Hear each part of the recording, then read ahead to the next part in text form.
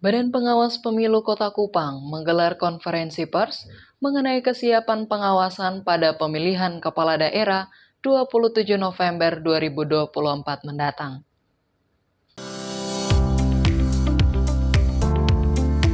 Badan Pengawas Pemilihan Umum Bawaslu Kota Kupang menggelar konferensi pers di Jalan Samratulangi 1 Kelapa 5. Acara ini membahas terkait kesiapan Bawaslu menjelang kerja pengawasan pada pemilihan kepala daerah serentak 27 November 2024 mendatang.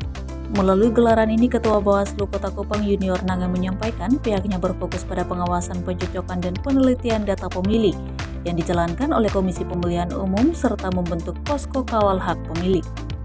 Karena berkaitan dengan pemutahiran daftar pemilih ini, sekaligus kami menyampaikan bahwa kami Bawaslu Kota Kupang membuka posko pengaduan bagi masyarakat yang namanya adalah posko kawal hak pilih. Jadi kami akan mengawal agar supaya semua masyarakat yang memenuhi syarat sebagai pemilih harus terdata. Bawaslu Kota Kupang juga menyampaikan kerentanan pelanggaran pada proses pencocokan dan penelitian data pemilih, seperti panitia pemuktahiran data pemilih atau pentarli tidak mendatangi pemilih secara langsung, pelimpahan tugas kepada pihak lain, tidak tepat waktu mencoret data pemilih pemenuhi syarat, tidak mencoret data pemilih yang tidak memenuhi syarat, tidak menempelkan stiker coklit, tidak menindaklanjuti masukan masyarakat, dan tidak menindaklanjuti saran perbaikan Bawaslu. Untuk itu, Bawaslu menerapkan 6 langkah strategis untuk pencegahan. Strategi pengawasan Bawaslu antara lain: 1. Pengawasan secara langsung. 2. Pembukaan posko kawal hak pilih. 3. Patroli pengawasan kawal hak pilih. 4. Pengawasan partisipatif. 5. Uji petik kinerja pantarlih. 6. Analisis data pemilih. Melalui kerja-kerja pengawasan pemilu yang kreatif akan mendorong transparansi partisipasi masyarakat yang demokrasi. Dari Kupang, Tim Liputan Timur TV melaporkan. Pemerintah Kelurahan Oebufu menyalurkan bantuan beras cadangan pemerintah gelombang kelima bagi masyarakat di Jalan Amabi, Kota Kupang. Kegiatan ini sebagai langkah untuk menekan inflasi. Berikut informasi selengkapnya.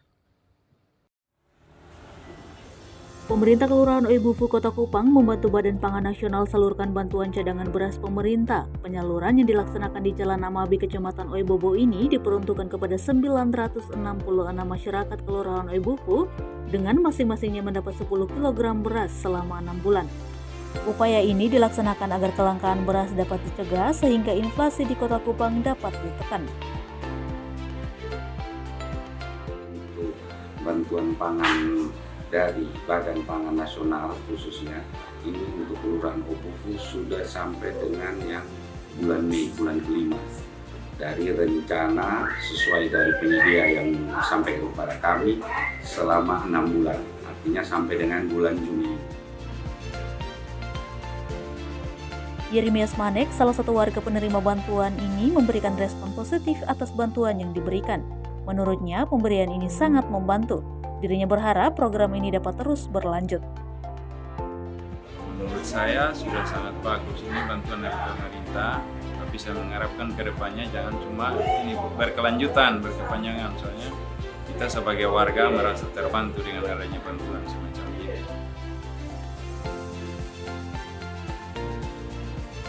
Melalui bantuan cadangan beras pemerintah, diharapkan kebutuhan pangan masyarakat dapat terpenuhi, khususnya bagi kelompok rentan dan kurang mampu. Dari Kupang, Tim Liputan Timur TV melaporkan.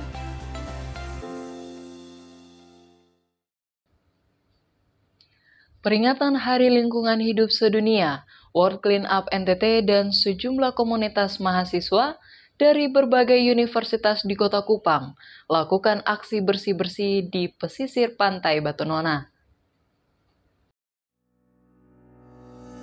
Memperingati Hari Lingkungan Hidup Sedunia World Clean Up Day, WCD NTT melakukan aksi bersih-bersih di Pantai Batu Nona. Dalam wawancaranya, Norbert Lekipali, leader World Clean Up Day NTT, menyampaikan bahwa sebanyak 30 kantong sampah plastik berhasil dikumpulkan. Sampah-sampah tersebut terbagi dalam 3 kategori, yakni sampah plastik, sampah botol, dan sampah-sampah lainnya seperti kain bekas hingga sepatu. Melalui kegiatan ini, World Clean Up Day bekerja sama dengan Dinas Lingkungan Hidup Kota Kupang untuk membantu pengangkutan sampah ke tempat pembuangan akhir. Berharap banyak teman-teman yang berhadir ketika mereka terjun langsung ke lapangan, mereka bisa merasakan, oh ternyata sampah-sampah selama ini yang saya buang, itu saya harus merasakan bahwa saya atau ada orang lain yang pilih gitu. Sehingga ketika baliknya dari sini, dia bisa balik ke rumahnya dan dia mulai melakukan pemilahan sampah sederhana di rumahnya sendiri. Sonya Leoni Selan, anggota komunitas Green Leadership Indonesia, menyatakan keprihatinannya atas sampah yang merusak lingkungan dan mencemari air, udara, serta tanah. Ia juga berterima kasih kepada berbagai komunitas dalam menjaga lingkungan, meskipun banyak masyarakat yang kurang peduli, namun melalui kegiatan ini kaum muda menunjukkan antusias dan kepedulian tinggi terhadap kebersihan lingkungan.